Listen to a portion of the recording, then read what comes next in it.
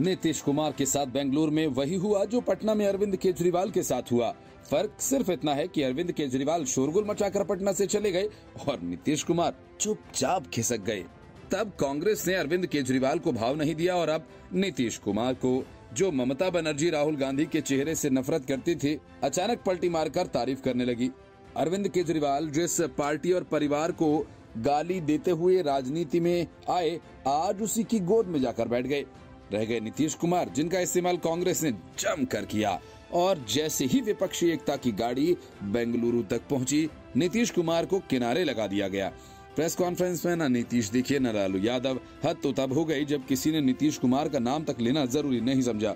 PM पद की दावेदारी छोड़ने के बावजूद नीतीश कुमार लगे पड़े थे कि उन्हें कम से कम संयोजक तो बना ही दिया जाए, लेकिन कांग्रेस को ये भी मंजूर नहीं हुआ। अब मामला मुंबई बैठक के लिए टाल दिया गया है। सवाल यह है कि आखिर विपक्षी एकता के लिए पसीना बहाने वाले नीतीश के साथ ऐसा क्यों हुआ? तो उनकी बड़ी वजह खुद नीतीश कुमार हैं। 50 से कम विधायकों वाली और तेजी से अपना जनाधार खो रही पार्टी के मुखिया को आखिरकार कांग्रेस इतना भाव क्यों दे? नीतीश कुमार अगर सीएम हैं तो वह भी लालू यादव और कांग्रेस की ही कृपा से। दूसरा, नीतीश कुमार इतनी बार सियासी पलटियां मार चुके हैं कि उनका चेहरा अब भरोसे लायक नहीं रहा। ऐसे में विपक्षी दलों को साधकर आगे तक ले जाने का काम उनको कैसे सौंपा जा सकता है? यही वजह है कि विपक्षी दलों की बैठक का सिलसिला पटना से बेंगलुरु तक पहुंचते पहुंचते नजारा ही बदल गया। पटना में जिस नीतीश कुमार को विपक्ष की तरफ से प्रधानमंत्री पद का दावेदार माना जा रहा था, बेंगलुरु की प्रेस कॉन्फ्रेंस में वे दिखे तक नहीं। बेंगलुरु में विपक्ष का बैठक के बाद हुई प्रेस कॉन्फ्रेंस में अरविंद केजरीवाल से लेकर ममता बनर्जी और उद्धव ठाकरे का संबोधन हुआ, लेकिन बिहार के मुख्यमंत्री नीतीश कुमार नहीं दिखाई दिए। इतना ही नहीं, बिहार की प्रदेश सरकार में उनके सहयोगी लालू यादव भी बेंगलुरु में अपनी बात नहीं रख पाए। बेंगलुरु में विपक्ष की बैठक खत्म हुई तो प्रेस कॉन्फ्रेंस में नेताओं को बोलने का सिलसिला शुरू हुआ। इसमें मल्लिकार्जुन खड़गे, अरविंद केजरीवाल, ममता बनर्जी समेत विभिन्न नेताओं का बोलने का सिलसिला चला। लोगों को इंतजार था कि नीतीश कुमार भी बोलेंगे, शायद उन्हें भी मौका मिले, लेकिन पता चला कि नीतीश कुमार तो वहां से खिसक चुके हैं। बिहार में जब पहली बार विपक्षी दलों की बैठक हुई थी तो वहां नीतीश कुमार ही सर्वेसर्वा थे। विभिन्न दलों को एक मंच पर लाने में भी उनकी भूमिका खास नजर आ रही थी, लेकिन बेंगलुरु में बैठक के बाद प्रेस कॉन्फ्रेंस तक में नीतीश कुमार नहीं दिखाई दिए। विपक्षी दलों का कुनबा पटना से बेंगलुरु पहुंचा तो कई सवाल उठे। विपक्षी कुनबा 26 दलों का हो गया और नामकरण भी कर लिया गया। इसके साथ ही विपक्ष ने कुछ सवालों के जवाब तो ढूंढे, लेकिन कुछ नए सवाल भी खड़े हो गए। विपक्ष ने अपने गठबंधन का नाम Indian national development inclusive alliance रखा और भारी भरकम नाम तो खोज लिया। तर्क ये कि इसका निकनेम इंडिया होगा और सीधा मुकाबला प्रधानमंत्री मोदी से करने का ऐलान भी कर दिया गया। लेकिन इस लड़ाई में उनके गठबंधन का चेहरा कौन होगा, इस पर कोई जवाब नहीं दिया गया। बेंगलुरु की प्रेस कॉन्फ्रेंस में इस बाबत सवाल उठे तो मुंबई में होने वाली अगली बैठक का हवाला दे दिया गया। इसके साथ ही ये भी कहा गया कि विपक्ष के गठबंधन के लिए संयोजकों की एक टीम बनाई जाएगी। Report news of India. Bengaluru में हुई विपक्ष की बैठक को लगातार झटके लग रहे हैं। पहला झटका तो बैठक शुरू होने से पहले लग गया। खबर ये आई कि केरल में पूर्व सीएम ओमान चांडी नहीं रहे। बैठक में गठबंधन के नाम को लेकर नीतीश कुमार से तकरार हो गई। शाम होते होते नीतीश कुमार मुंह फुलाकर अपना झोला लेकर निकल भागे। नीतीश को सदमा इतना गहरा लगा कि पटना पहुंचने के बाद भी वे खामोश हैं। लौटते वक्त राहुल और सोनिया गांधी का चार्टर्ड प्लेन हिचकोले खाने लगा। जैसे तैसे वे दिल्ली लौटे और सुबह सुबह जयंत चौधरी ने विपक्षी एकता में भगदड़ मचा दी। बैठक में शामिल होकर लौटे जयंत चौधरी ने बैठक के सारे राज खोलकर रख दिए। बेंगलुरु में हुई बैठक को लेकर जयंत चौधरी ने प्रतिक्रिया देते हुए कहा, बेंगलुरु में हुई विपक्ष की बैठक की अंदरूनी जानकारी। बैठक में हर नेता ने लोगों के मुद्दे और एजेंडा के बारे में बात की। बैठक में देश की चुनौतियों के बारे में बात की गई, लेकिन प्रधानमंत्री नरेंद्र मोदी को लेकर एक भी शब्द नहीं कहा गया और न ही उन पर कोई बहस या बात हुई। जयंत चौधरी के इस ट्वीट में यूपी की सियासी हलचल को बढ़ा दिया है। मतलब साफ है कि जयंत चौधरी के लिए दूसरा विकल्प भी खुला हुआ है। विपक्षी दलों के संवाददाता सम्मेलन में लालू प्रसाद, नीतीश कुमार और तेजस्वी यादव मौजूद नहीं थे। कांग्रेस अध्यक्ष मल्लिकार्जुन खड़गे ने कहा कि कई नेताओं की फ्लाइट थी जिसके चलते वे यहां से पहले खिसक गए, जबकि दूसरी ओर केंद्रीय मंत्री और बीजेपी सांसद गिरिराज सिंह ने भी प्रतिक्रिया दी। उन्होंने कहा कि बेंगलुरु वाली बैठक से नाराज होकर पटना लौटे नीतीश कुमार मीडिया से दूरी बनाए हुए हैं। अपनी इज्जत का ख्याल नहीं था तो कम से कम बिहार की इज्जत का तो ख्याल करते। पहले बिहार के मुख्यमंत्री नीतीश कुमार को लेकर चल रही अटकलें और अब जयंत चौधरी के ट्वीट ने विपक्षी एकता में फूट की अटकलों को हवा दे दी है। हालांकि बीते दिनों जयंत चौधरी की पार्टी के एनडीए के साथ जाने की खूब चर्चा थी, लेकिन इन चर्चाओं के बीच जयंत चौधरी ने बीजेपी के साथ गठबंधन करने से इनकार कर दिया। जयंत चौधरी विपक्षी दलों की पटना में हुई बैठक में शामिल नहीं हुए थे। Report news of India. Bengaluru में विपक्षी दलों की बैठक में विपक्ष के नए गठबंधन का अंग्रेजी में सोचकर अंग्रेजी नाम रख लिया गया। ये पहली बार है जब देश में कोई राजनीतिक गठबंधन बना हो और उसका हिंदी में नाम ही न हो। इस बात को लेकर विपक्षी दलों में भी एकता नहीं है। नीतीश कुमार ने तो बैठक में ही इसका विरोध कर दिया, लेकिन कांग्रेस के सामने नीतीश कुमार की एक न चली। उन्हें दूध में पड़ी मक्खी की तरह निकालकर फेंक दिया गया। कांग्रेस ने 26 पार्टियों का दम देखने के लिए भारी भरकम नाम खोजा, Indian national development inclusive alliance, यानी भारतीय राष्ट्रीय लोकतांत्रिक समावेशी गठबंधन। इस नाम के आविष्कार का श्रेय राहुल गांधी को दिया जा रहा है। इसलिए राहुल गांधी ने ही ऐलान किया कि विपक्षी दलों के नए गठबंधन के नाम Indian national development inclusive alliance रखा गया। फिर राहुल गांधी ने अपने अलायंस का निकनेम इंडिया बताया और फिर क्या था, ममता बनर्जी से लेकर सभी पार्टियां इंडिया इंडिया करने लगी और खुद को देशभक्त होने का सर्टिफिकेट बांटने लगी। हिंदी में भारतीय राष्ट्रीय लोकतांत्रिक समावेशी गठबंधन जैसा लंबा नाम लिखना और बोलना मुश्किल होगा, मतलब सिर्फ इंडिया निकनेम के चक्कर में अंग्रेजी में ही नाम सोचा और रखा गया। यही वजह है कि नाम का ऐलान होते ही सियासत तेज हो गई और एक ओर जहां विपक्षी दलों की ओर से कहा जा रहा है कि BJP can challenge India, BJP हारेगी, इंडिया जीतेगा, वहीं इस नए नामकरण पर बीजेपी सवाल उठा रही है और पूछ रही है कि गठबंधन का नाम हिंदी में क्या होगा। गठबंधन के नए नाम को लेकर बीजेपी प्रवक्ता सुधांशु त्रिवेदी ने पूछा कि विपक्ष के नए गठबंधन का नाम हिंदी में क्या है। सुधांशु त्रिवेदी ने कहा कि जैसे हमारे गठबंधन का नाम हिंदी में है राष्ट्रीय जनतांत्रिक गठबंधन, अंग्रेजी में है एनडीए, कांग्रेस ये बताए कि इसके गठबंधन का हिंदी में क्या नाम है। सुधांशु त्रिवेदी ने तंज कसते हुए कहा कि बता नहीं पा रहे, क्या अंग्रेजी में ही सोचकर नाम रख दिया। इसके जवाब में कांग्रेस की प्रवक्ता सुप्रिया श्रीनेत ने कहा कि इनको इंडिया नाम से क्या दिक्कत है, क्या इनको चिढ़ है इस नाम से, और है तो फिर स्टार्टअप इंडिया, खेलो इंडिया, बढ़ेगा इंडिया, डिजिटल इंडिया, किसकी बात करते हैं तब। इंडिया से दिक्कत है तो चले जाइए पाकिस्तान। कांग्रेस प्रवक्ता ने कहा कि विपक्षी एकता को देखकर बीजेपी बौखला गई है। इसके बाद वह इस तरह के सवाल खड़े कर रही है। इसको लेकर जब बीजेपी प्रवक्ता से पूछा गया तो सुधांशु त्रिवेदी ने कहा कि जब इनकी पार्टी की स्थापना हुई थी तब इंडियन नेशनल कांग्रेस नाम रखा गया था, क्योंकि अंग्रेजों के जमाने में हिंदी में नाम नहीं होते थे। हमारी पार्टी का नाम है भारतीय जनता पार्टी और अंग्रेजों में भी भारतीय जनता पार्टी है, अंग्रेजी में भी भारतीय जनता पार्टी है। पहले भी हम भारतीय जनसंघ थे और तब भी अंग्रेजी में भारतीय जनसंघ थे। आज भी वही इंडिया के मानसिकता वाले लोग। विपक्ष के 26 दलों की बैठक के बाद राहुल गांधी ने कहा कि देश की आवाज को दबाए और कुचला जा रहा है।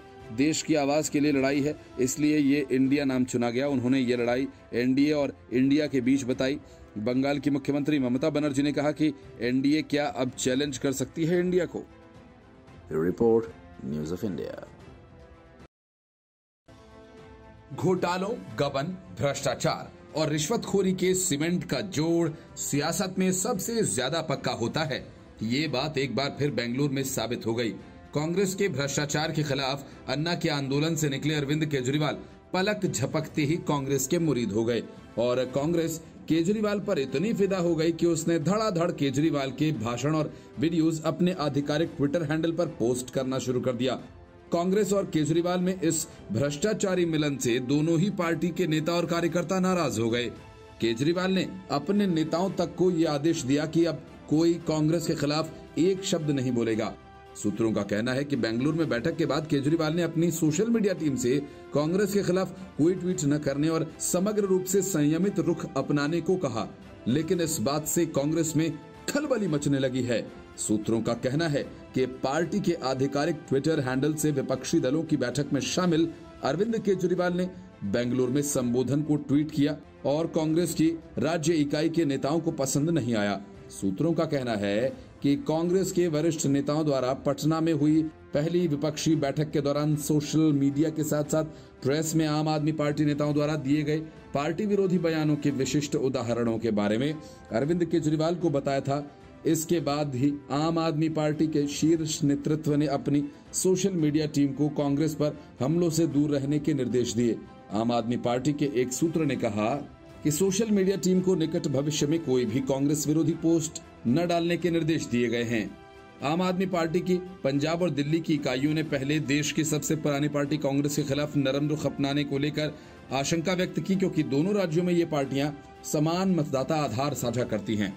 आम आदमी पार्टी के एक नेता ने कहा कि हमने पंजाब में कांग्रेस को हरा दिया और दिल्ली में उसका सफाया कर दिया। इसे सीधे तौर पर नहीं लेने से राज्य इकाइयों में समस्याएं पैदा हो सकती हैं, खासकर ये देखते हुए कि जब भी कांग्रेस का वोट शेयर बढ़ता है तो नुकसान आम आदमी पार्टी का होता है।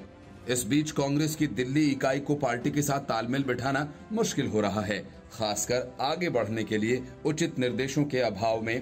कांग्रेस के एक सूत्र ने कहा कि ये राष्ट्रीय नेतृत्व द्वारा लिया गया निर्णय है और हम पार्टी के वफादार के रूप में इसे आगे बढ़ाएंगे। लेकिन बैठक में अरविंद केजरीवाल के बयान को आधिकारिक ट्विटर हैंडल से ट्वीट करना दिल्ली के साथ साथ पंजाब में हमारी राज्य इकाइयों के लिए अच्छा नहीं है। बेंगलुरु के ताज वेस्ट एंड होटल में संपन्न हुए विपक्षी दलों की बैठक में कांग्रेस के अध्यक्ष मल्लिकार्जुन खड़गे और राहुल गांधी के संबोधन के अलावा कांग्रेस ने अरविंद केजरीवाल के संबोधन का एक वीडियो भी ट्वीट किया, जिसमें उद्धव ठाकरे और ममता बनर्जी जैसे अन्य नेताओं के संबोधन का भी वीडियो शामिल है। लेकिन आम आदमी पार्टी ने सिर्फ अरविंद केजरीवाल का संबोधन और बैठक में पार्टी के अन्य नेताओं के साथ उनकी तस्वीरें ट्वीट की। Report news of India. Bengaluru में बैठक के दौरान मल्लिकार्जुन खड़गे ने साफ कहा था कि पीएम पद में कांग्रेस की कोई दिलचस्पी नहीं है। नीतीश कुमार दर्जनों बार ये दोहरा चुके हैं, वे पीएम कैंडिडेट नहीं हैं। ऐसा कहने के पीछे कांग्रेस और नीतीश कुमार की क्या सियासी चाल है? अपने पत्ते तो वे मौके पर ही खोलेंगे, लेकिन ममता बनर्जी ने इन दोनों के कदम पीछे खींचने के बाद पीएम पद पर अपनी दावेदारी ठोककर कांग्रेस की मुश्किल बढ़ा दी है। असल में कांग्रेस ने पीएम पद की चर्चा इसलिए की थी कि राहुल गांधी फिलहाल मोदी सरनेम केस में सजा पाए हुए हैं। फिलहाल मामला सुप्रीम कोर्ट में है, जहां उन्हें सजा माफी के लिए याचिका देनी पड़ी। अगर सुप्रीम कोर्ट का फैसला राहुल गांधी के पक्ष में आया तो बिना वक्त गवाए कांग्रेस राहुल गांधी को पीएम पद के कैंडिडेट के रूप में प्रोजेक्ट करना शुरू करेगी, और अगर ऐसा नहीं हुआ तो फिर प्रियंका गांधी वाड्रा पर बड़ा दावा लगाया जा सकता है, ऐसा माना जा रहा है। इसी वजह से खड़गे ने बेंगलुरु में ये बात कह दी, लेकिन टीएमसी ने जिस तरह से उसे लेकर अपना दावा कर दिया, कांग्रेस के लिए बड़ी मुश्किल का कारण बन सकता है। तृणमूल कांग्रेस ने ममता बनर्जी को पीएम फेस बनाए जाने की मांग कर डाली है। टीएमसी सांसद शताब्दी रॉय ने कहा कि अगर कांग्रेस 2024 के चुनाव में पीएम पद की दौड़ में नहीं है तो ममता बनर्जी विपक्ष का प्रधानमंत्री चेहरा होंगी। शताब्दी ने कहा कि हम चाहते हैं कि हमारी नेता और राज्य की सीएम पीएम पद तक पहुंचे, लेकिन इसके लिए हमारा अगला कदम कुछ हटकर हो सकता है। सपने देखने या कोई इच्छा रखने में कोई बुराई नहीं। 18 जुलाई को कर्नाटक की राजधानी बेंगलुरु में विपक्ष की बैठक हुई। इस मीटिंग में कांग्रेस अध्यक्ष मल्लिकार्जुन खड़गे ने कहा था कि कांग्रेस की पीएम पद में कोई दिलचस्पी नहीं है। उन्होंने आगे कहा कि हम जानते हैं कि हमारे आपसी मतभेद हैं, लेकिन ये इतने बड़े नहीं हैं कि हम उनको किनारे नहीं रख सकते।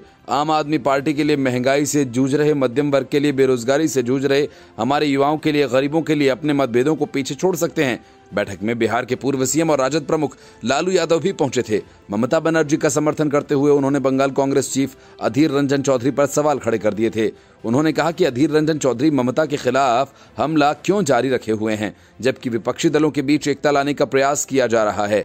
चौधरी का नाम लिए बिना लालू ने इस असहज मुद्दे को सोनिया गांधी और राहुल गांधी के सामने उठाया। इससे पहले तृणमूल कांग्रेस के सांसद शत्रुघ्न सिन्हा ने भी इस महीने की शुरुआत में ममता बनर्जी को प्रधानमंत्री नरेंद्र मोदी के खिलाफ पीएम चेहरा बनाए जाने की वकालत की थी। शत्रुघ्न सिन्हा ने कहा था कि ममता बनर्जी ने पिछले विधानसभा चुनाव में बीजेपी को पश्चिम बंगाल में धूल चटा दी थी और 2024 में और बेहतर प्रदर्शन करेंगे और इस कारण से वे प्रधानमंत्री बनने के लिए योग्य चेहरा हैं। Report news of India. जिस तरह से कांग्रेस ने सबके ऊपर विपक्षी गठबंधन का नाम थोप दिया, उसको लेकर तकरार और तेज हो गई है। नीतीश कुमार के नाराज होकर पटना लौटने के बाद जेडीयू ने कांग्रेस पर गठबंधन को हाईजैक करने का आरोप लगा दिया। जेडीयू का कहना है कि नीतीश कुमार ही पिछले करीब 11 महीनों से गठबंधन बनाने के लिए सक्रिय थे और जब वो गठबंधन बनकर तैयार हो गया तो कांग्रेस ने उस पर कब्जा कर लिया। राहुल गांधी ने गठबंधन को जो नाम दिया उसको लेकर भी कांग्रेस ने पहले किसी नेता को वार्ता के लिए, चर्चा के लिए नहीं बुलाया। यही वजह है कि जब बैठक के दौरान Indian national development inclusive alliance यानी भारतीय राष्ट्रीय विकासात्मक गठबंधन नाम रखा गया, तब नीतीश कुमार चौंक गए। बैठक में नीतीश की तरफ से सवाल भी किया गया कि गठबंधन का ये नाम कैसे हो सकता है। हालांकि खबरें ये भी थीं कि राहुल के नाम तैयार करने के बाद पश्चिम बंगाल की मुख्यमंत्री ममता बनर्जी की तरफ से नाम सभी के सामने पेश किया गया था। खास बात यह कि विपक्षी गठबंधन की बैठक के बाद जारी सामूहिक संकल्प भी Indian national development inclusive alliance नाम से ही जारी हुआ। सूत्रों का कहना है कि विपक्षी दलों को एकजुट करने में नीतीश कुमार की भूमिका को नकारा नहीं जा सकता, लेकिन जिस तरह से कांग्रेस ने गठबंधन को हाईजैक किया है, उसने जेडीयू और राजद के नेताओं को जरूरी हैरानी में डाल दिया। माना जा रहा है कि राहुल गांधी ने अगले आम चुनाव में खुद को भाजपा के खिलाफ प्रोजेक्ट करने के लिए नाम का प्रस्ताव सामने रखा है।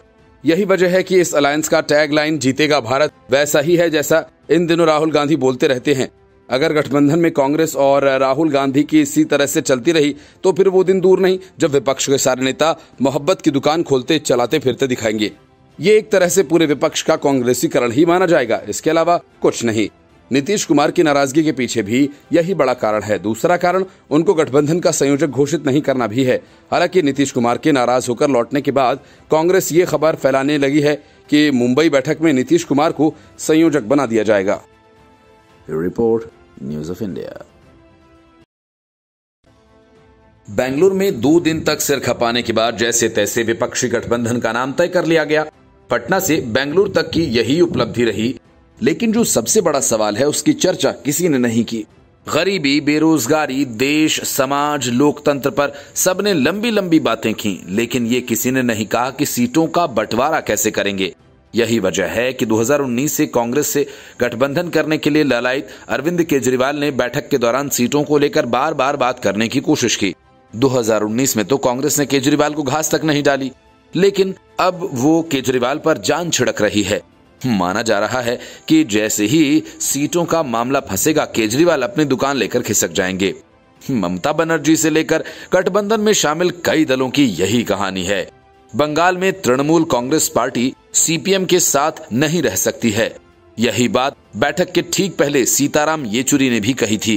कांग्रेस और लेफ्ट टीएमसी के खिलाफ चुनाव लड़ेंगे। ममता इसी बात की पक्षधर हैं कि बंगाल ही नहीं बल्कि दिल्ली और पंजाब भी केजरीवाल के लिए छोड़ने की बात कह रही हैं। और अरविंद केजरीवाल भी ऐसा ही कह चुके हैं कि कांग्रेस पंजाब और दिल्ली उसके लिए खाली कर दे। जाहिर है कि इस मसले पर कांग्रेस की न ममता से बनेगी और न ही केजरीवाल से। यूपी में कांग्रेस पहले भी अखिलेश यादव के साथ गठबंधन कर चुकी है, इस बार फिर करेगी। और उसके हिस्से सीटें कितनी आएंगी, सवाल ये नहीं है, क्योंकि एक सांसद और 2-4 विधायकों वाली कांग्रेस के पास यूपी में कुछ है नहीं। इसलिए सवाल यह है कि कांग्रेस और अखिलेश मिलकर यूपी में कौन सा चमत्कार कर लेंगे, इसका अंदाजा सभी को है। बिहार में पहले से ही 6 पार्टियों का गठबंधन है। नीतीश कुमार का गिरता जनाधार है, लोगों का असंतोष और गुस्सा है, अव्यवस्था और अराजकता है। ऐसे में कांग्रेसी गठबंधन को वहां भी हाथ जलाने पड़ सकते हैं। महाराष्ट्र में कहने को ही महाविकास अघाड़ी है, लेकिन शरद पवार और उद्धव ठाकरे दोनों अपनी अपनी ताकत गंवा चुके हैं। इसलिए ये तय है कि इस राज्य में भी कांग्रेस का गठबंधन कुछ कर नहीं पाएगा। बिहार, बंगाल, महाराष्ट्र और यूपी को मिलाकर ही लोकसभा की 210 सीटें हो जाती हैं, जहां विपक्ष का नया नवेला गठबंधन बेअसर है। और यही बीजेपी की सबसे बड़ी ताकत भी। Report news of India. Rahul Gandhi के चक्कर में विपक्ष की 26 पार्टियां फंस गईं। एक दिन पहले राहुल गांधी ने विपक्षी गठबंधन का नाम Indian national development inclusive alliance रखा, जिसका निकनेम इंडिया बताया गया। इसके बाद से ही ममता बनर्जी से लेकर केजरीवाल तक और उद्धव ठाकरे की पार्टी से लेकर अखिलेश यादव तक उछलने लगे और कहने लगे, इंडिया जीतेगा, एनडीए ही हारेगा। विपक्षी दलों ने इसकी टैगलाइन भी जीतेगा भारत रख लिया। अब इसी चक्कर में इन सभी पार्टियों को पुलिस और कोर्ट के चक्कर काटने पड़ेंगे, क्योंकि इन सभी पार्टियों के खिलाफ दिल्ली पुलिस में मामला दर्ज करवाया गया है। गठबंधन के नाम पर आपत्ति जताते हुए पुलिस में शिकायत में कहा गया कि ये एम्बलेम एक्ट का उल्लंघन है। आपत्ति दिल्ली के बाराखंबा पुलिस स्टेशन में दर्ज कराई गई। एम्बलेम एक्ट के तहत कोई भी अपने निजी फायदे के लिए इंडिया नाम का इस्तेमाल नहीं कर सकता। कहा गया है कि इसमें लोगों की भावना आहत हुई है। शिकायत में कहा गया है कि 26 राजनीतिक दलों ने देश के नाम का गलत इस्तेमाल किया। आगे सभी 26 विपक्षी दलों के नाम लिखे हैं जो बेंगलुरु में हुई मीटिंग में हिस्सा ले रहे थे। विपक्षी दलों ने अपने गठबंधन का नाम इंडिया रखा है। इसका मतलब Indian national development inclusive alliance है। गठबंधन का नाम इंडिया रखने के बाद इसकी टैगलाइन जीतेगा भारत रखी गई। इसका लक्ष्य 2024 के लोकसभा चुनाव में बीजेपी को हराना है। 26 राजनीतिक दलों के खिलाफ ये शिकायत अवनीश मिश्रा नाम के एक शख्स ने दी है जो नई दिल्ली का रहने वाला है, और कहा गया कि चुनाव के लिए देश के नाम का इस्तेमाल करना गलत है। नियमों का हवाला देते हुए शिकायत में लिखा गया कि एम्बलेम एंड नेम एक्ट के सेक्शन 3 के तहत कुछ नामों का इस्तेमाल वर्जित है। शिकायत में पॉइंट 6 का भी जिक्र लिखा है। इसके मुताबिक किसी भी शख्स द्वारा यूनियन ऑफ इंडिया और इंडिया नाम का इस्तेमाल वर्जित है। आगे लिखा है कि गठबंधन का नाम इंडिया रखकर 26 पार्टियों ने एम्बलेम एक्ट नेम एक्ट के सेक्शन 3 का उल्लंघन किया है, इसलिए इनको एक्ट के सेक्शन 5 के तहत सजा होनी चाहिए। इसमें दोषी पाए जाने पर 500 रुपए का जुर्माना लग सकता है। विपक्षी नेताओं की मीटिंग के बाद ऐलान हुआ कि 26 पार्टियों के इस गठबंधन का नाम इंडिया होगा। Report news of India.